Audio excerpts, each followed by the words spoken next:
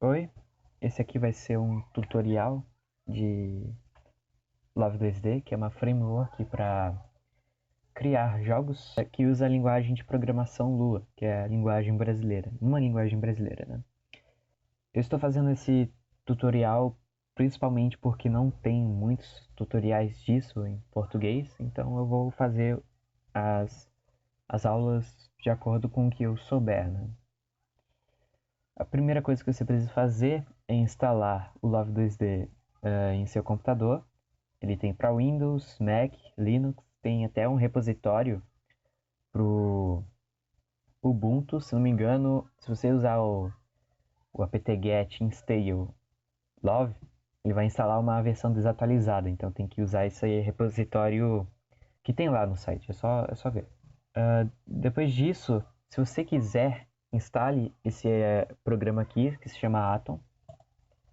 Ele é um editor de código que dá para expandir suas funcionalidades através dos pacotes. Aí é só em Edit, Preferências, clicar em Instalar aqui, em Install, e procurar pelo pacote LoveDE. No caso do meu já está instalado. E é isso.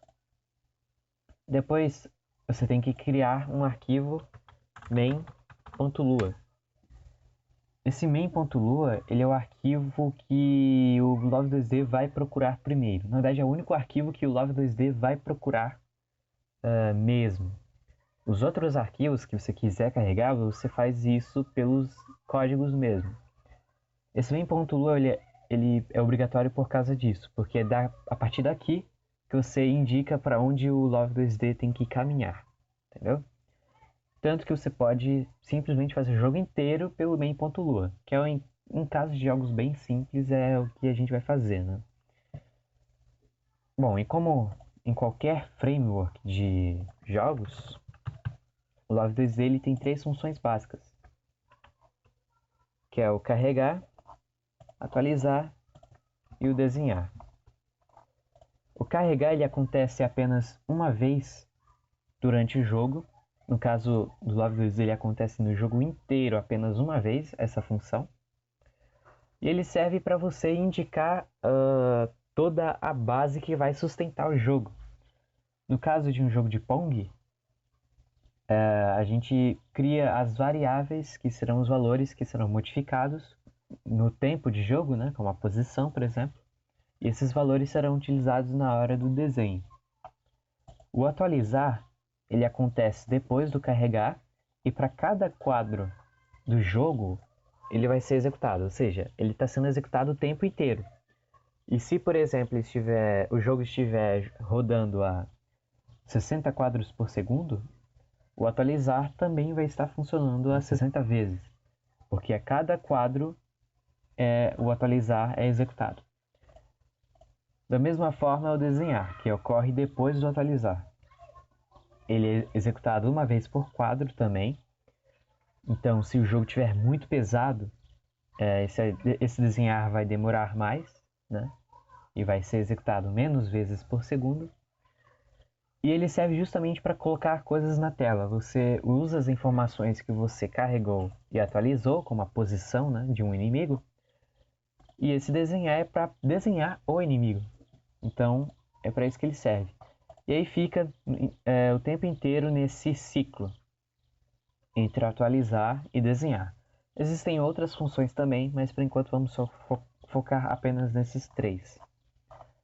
Então, nesse carregar, é onde a gente cria as variáveis e toda a base do jogo. No caso desse desenho aqui, é como se tivesse dois objetos que eu carreguei, não tem nada neles ainda, e eu coloquei as posições deles. No caso do atualizar, é onde a gente atualiza essas informações.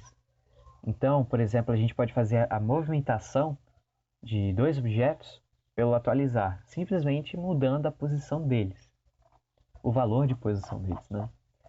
E no desenhar é que a gente realmente usa essas informações como a posição para desenhar as coisas na tela mesmo, né? E aí a gente tem um jogo. No caso, a gente vai fazer aqui é um Pong, uma réplica do Pong. Então, no Pong, o que a gente tem?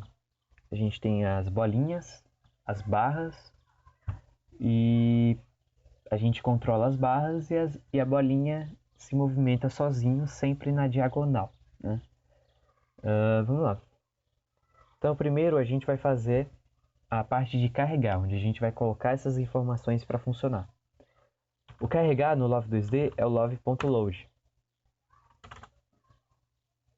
Veja que só de escrever love load ele já apareceu por causa daquela extensão que a gente instalou. A função de atualizar é o love update. E ele tem esse parâmetro aqui, o dt, que em outra aula eu vou explicar o que é, mas é bem importante. Mas por enquanto a gente não vai falar nada sobre ele. E finalmente o love.draw, que é onde a gente vai desenhar essas informações na tela. Vou expandir aqui para ficar melhor de ver no vídeo, né? Vamos lá. Primeiro vamos criar as duas barras e a bolinha, né? Então eu vou chamar de barra esquerda, criar essa variável. Barra direita, essa vai ser uma variável também. E a bolinha também vai ser uma variável. No caso, eu vou deixar alinhado assim. Bom, a linguagem que o Love 2D usa é o Lua. Para quem não está familiarizado com essa linguagem, eu recomendo que assistam a playlist que está na descrição. São vídeos de outra pessoa, né, que lhe deu basicamente tudo que você precisa saber sobre Lua. Ele deu umas 17 aulas. Eu não lembro se são 17 vídeos ou 17 aulas, mas são mais de 10 aulas, quase 20, só sobre Lua. Então, se você não sabe da linguagem ou ainda está aprendendo, essa playlist vai ser muito boa. E veja esses vídeos e eu não vou falar muito sobre a linguagem Lua aqui. Eu vou falar mais do Love 2D mesmo. Então, no caso, eu criei duas tabelas, que são variáveis que a gente pode colocar vários valores dentro, como se fosse uma lista. E a gente vai colocar que ele vai ter a posição X, que eu vou... a posição X dele. A gente vai dizer que é 0, por enquanto. A posição Y dele, que também vai ser 0. E só, na verdade. E, na verdade, a gente não precisa colocar o X, porque a gente não controla a parte X dele. É um valor que não varia. Por não variar, a gente não precisa criar uma variável para isso. Então, basta colocar o Y. Mesma coisa para a barra direita. Que o valor vai ser modificado, né? E o bolinha, ele não é controlado pelo jogador, mas a posição dele sempre muda, tanto horizontalmente, então a gente vai colocar aqui o X, tanto verticalmente, então o Y. Além disso, eu também vou colocar a direção que ele está indo, porque ou ele vai para cima, ou ele vai para baixo, e também ou ele vai para a esquerda ou ele vai para a direita. Então eu vou colocar aqui direção X vai ser 0 também, direção Y vai ser 0, e é só. Como podem ver, eu coloquei tudo 0. Então já a gente vai colocar alguns valores aqui, que vai indicar a posição inicial delas, né, os valores iniciais. Mas por enquanto vamos criar só as variáveis mesmo assim. Pulando já para o LoveDraw, vamos desenhar essas coisas na tela, né? A função, o comando de desenhar um retângulo no Love 2D, o love.graphics.rectangle. Ele tem como parâmetros o modo, a posição em X, a posição em Y, a largura e a altura. No caso, eu vou colocar aqui que ele vai ser fill, ou seja, preenchido.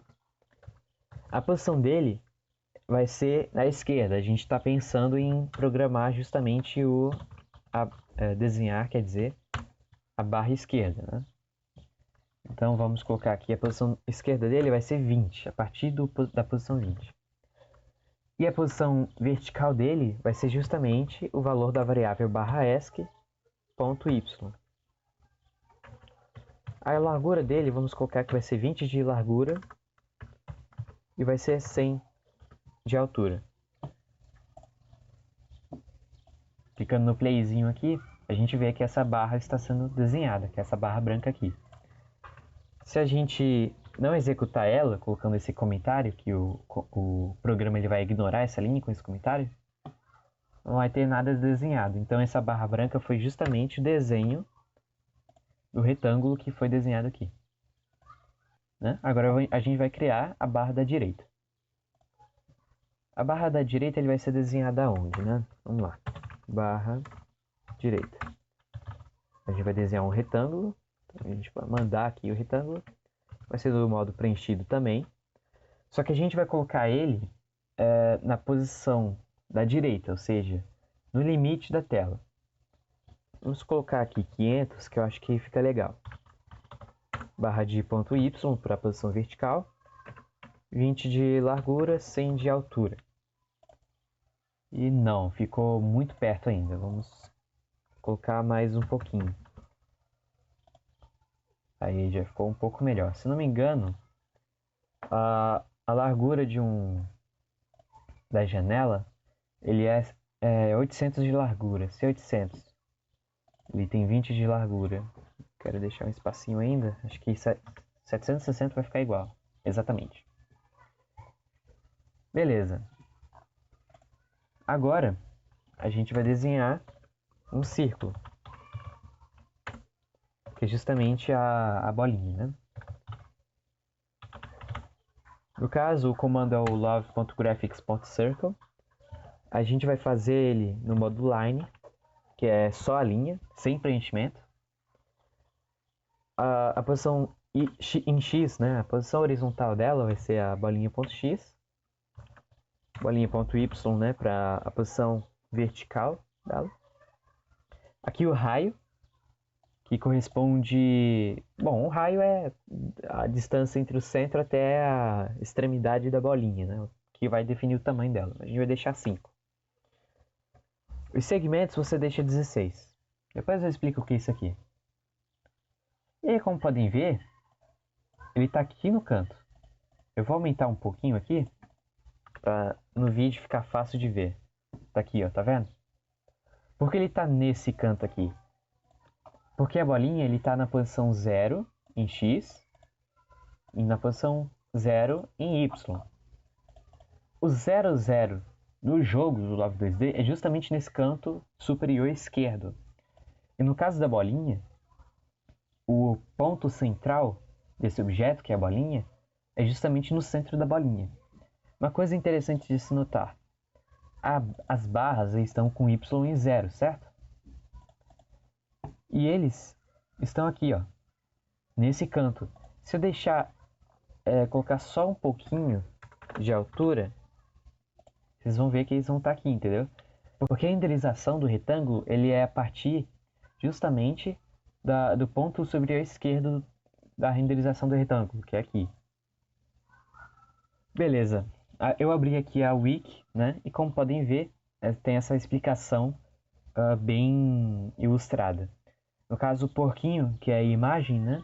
Ele está sendo renderizado na posição 30 em X, 10 em Y. E acontece que é a partir desse ponto, que é a posição dele, para a direita e para baixo. Tá vendo? Ou seja, o ponto de posição é o ponto esquerdo superior da imagem que está sendo renderizada. Isso é bem importante. Outra coisa importante também é que o eixo X ele parte da esquerda para a direita. Então, quanto maior o valor de X, mais para a direita o porquinho vai estar. Enquanto que no eixo Y, que é vertical, ele vai de cima para baixo. Então, quanto maior o valor de Y, mais para baixo ele vai ficar. Por isso que quando eu aumentei o valor de Y aqui, a barra foi para baixo. Então, coisas renderizadas sempre são nesse canto. Exceto, claro, pelo círculo. Então, tendo isso em mente, vamos deixar esse Y um pouco... Quer dizer, a posição, né, vertical da barrinha esquerda e da direita um pouco mais para baixo, aqui, ó. Beleza? E essa bolinha, ele também é melhor ter um local mais apropriado. Deixar ele no centro da tela. Dessa forma? Não. completamente não. Vou invertir aqui. Beleza. Com esses valores aqui que a gente modificou, a bolinha agora está no centro e as barras estão um pouco mais para o meio também, próximas do meio. Bom, agora o que a gente vai fazer é justamente fazer as barrinhas andarem, as barras andarem. Eu vou colocar aqui a barra da esquerda, ele vai se movimentar pela tecla W e pela tecla S. Então eu vou colocar aqui se love keyboard is down. Se eu apertar alguma tecla do teclado, que for a letra W, que é para cima, né? Essa aqui em cima. Então, a gente coloca um fim aqui. Beleza, se a gente apertar e deixar pressionado também a tecla W, ele vai executar uma ação. Esse keyboard is down, ele vai ser verdadeiro, né? Vai satisfazer a pergunta do se quando a gente apertar a tecla W e também enquanto a gente tiver essa tecla pressionada, né? Então, se a gente teclar e deixar teclado essa tecla W, a gente vai fazer a barrinha ESC andar para cima.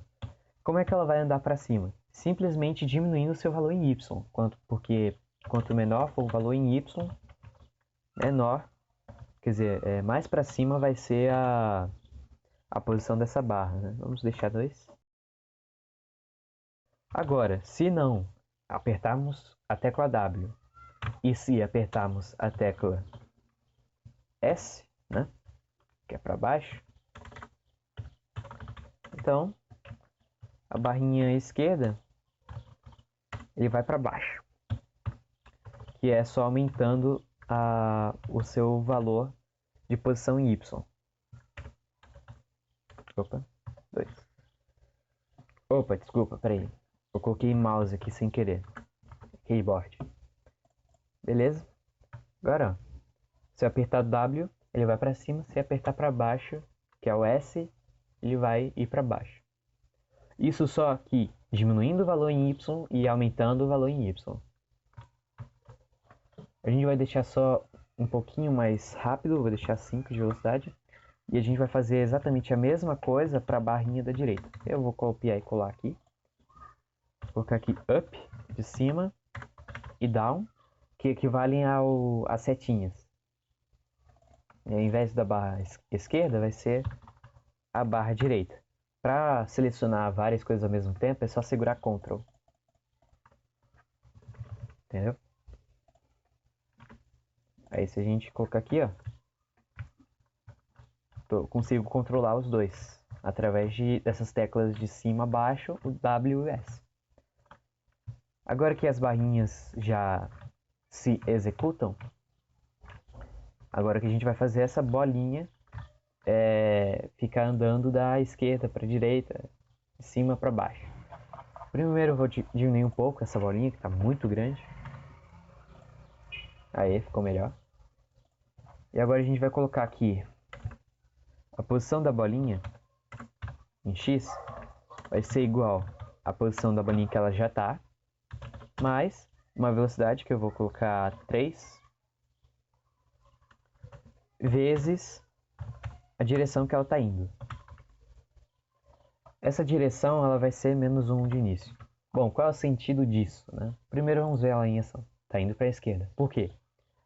A bolinha, a posição dela em X vai ser igual à posição que ela já está, mais 3, ou seja, ela vai para a direita, vezes direção. A direção está menos 1, então ao invés dele somar, ele vai acabar subtraindo. Porque esse 3 vai se tornar menos 3. E aí mais menos 3 vai dar menos 3. Ou seja, a posição que ela está mais menos 3 vai acabar sendo, né, a bolinha, a posição que ela já está, menos 3. Ou seja, a direção, quando ela está em 1, ela vai para a direita. Quando a direção está em menos 1, ela vai para a esquerda. E a gente vai repetir a mesma coisa para o eixo vertical. Aqui ela está 0, por isso que não se movimentou nada. Aí, ó. Bom, feito isso... Bom, agora está funcionando, só que tem um problema. A bolinha está escapando. E está saindo do cenário. E não tem que acontecer isso. Tem que rebater. Quando bater em alguma das paredes de cima ou embaixo. E quando bater na esquerda ou da direita, é melhor ele voltar para o centro, que é como se ele estivesse marcando ponto. É justamente isso que a gente vai fazer agora. Se a bolinha... se a posição em Y, né, da bolinha... deixa eu colocar um if aqui, porque é uma pergunta. For menor do que 0,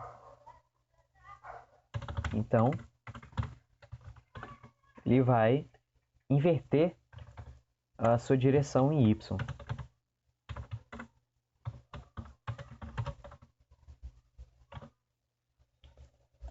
E como é uma inversão de para qualquer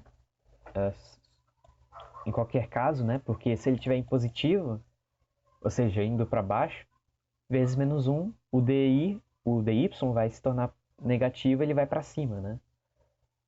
Então, a gente pode colocar aqui, se ele for menor do que 0, ou a bolinha for maior do que a altura do jogo, né? Graphics rate, que aqui é o valor da altura disso aqui, tipo, quanto ele tem de altura, tá vendo? Aqui, porque é o tamanho da altura da janela, né? É o tamanho da altura da janela do jogo. Então, como a gente quer que ele inverta só quando chega lá embaixo, ele vai ser o tamanho da altura do jogo. A posição da altura do jogo. Enfim, acho que vocês entenderam. Então, quando acontecer isso, ele inverte a direção em Y. Agora a gente vai fazer uma pergunta bem parecida, só que com x, se for menor que 0, ou se o x dele for maior do que a largura do jogo.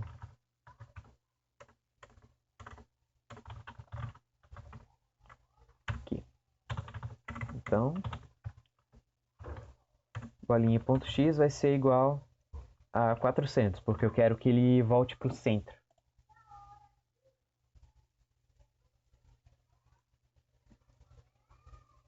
Tá vendo? Aí ele volta aqui para o centro. Eu também quero que a posição dele na vertical também volte para o centro. Vai ficar mais interessante assim.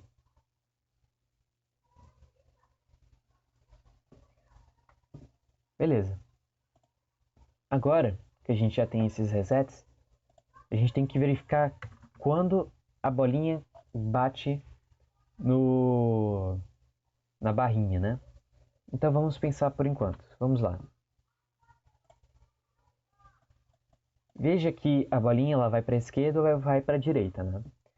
E a barrinha vai para baixo, para cima e tal. Essa barrinha ela tem uma posição e uma altura e uma largura.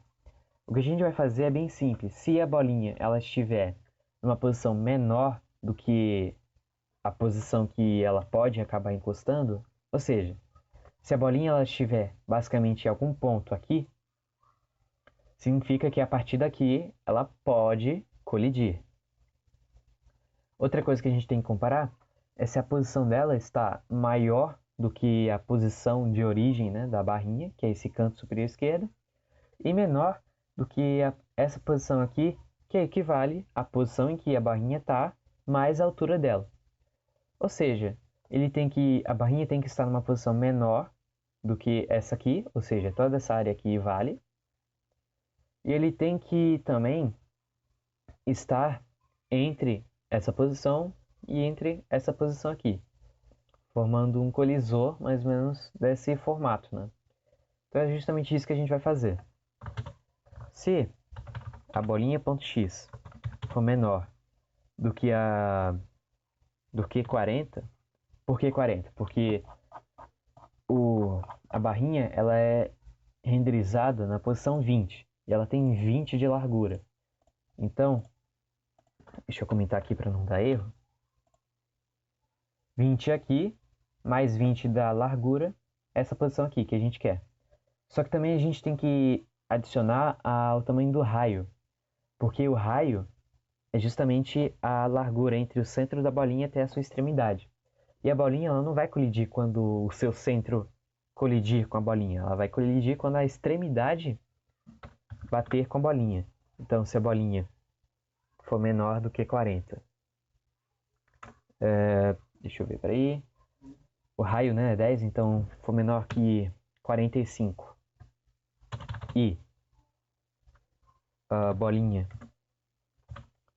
na sua posição vertical for maior do que a posição da barrinha esquerda, e a bolinha na posição vertical for menor do que a barra esquerda, a posição da barra esquerda, né, no eixo Y, mais a altura, né, dele, 100, que é 100, então ele vai inverter. Só que essas condições aqui, elas só valem no caso da barrinha esquerda. Agora a gente vai fazer ele para funcionar a barrinha da direita também. Então a gente vai colocar um parênteses aqui, que é para todas essas condições aqui retornarem ou verdadeiro ou falso, mas a gente vai colocar aqui um ou, que é aqui se bateu na bolinha esquerda ou se bateu na barrinha direita, né? Então a gente vai basicamente copiar a mesma coisa, porque é exatamente a mesma condição. Só que se ela for maior do que a posição da barra direita, ponto X, e aí daqui mesmo é exatamente a mesma coisa. Se for maior do que a posição vertical da barra de direita e for menor do que a posição da barra direita mais sua altura. Ou ela colidiu com a barra da esquerda ou com a barra da direita. E aí é só a gente inverter a posição delas. Bolinha.dx é igual a bolinha.dx vezes menos 1. Eu tirar esse espaço aqui. Beleza, ficou um pouco complicado talvez, né? Mas a gente pode simplificar fazendo uma variável local, que é colidiu barra esquerda. Aí a gente coloca toda essa condição aqui, aí essa variável ela vai ser verdadeira ou vai ser falsa.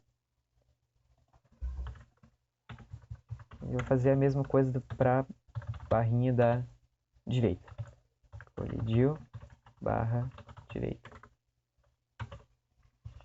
E aí, se colidiu barra esquerda ou se colidiu barra direita, então inverte a direção das bolinhas.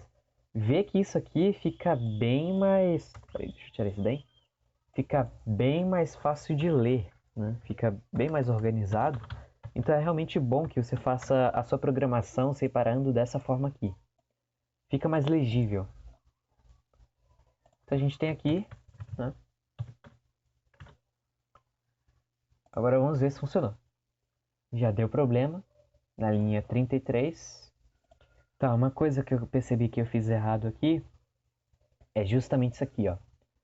Eu já detectei o problema. Coloquei aqui para ele comparar com a posição da barrinha em X.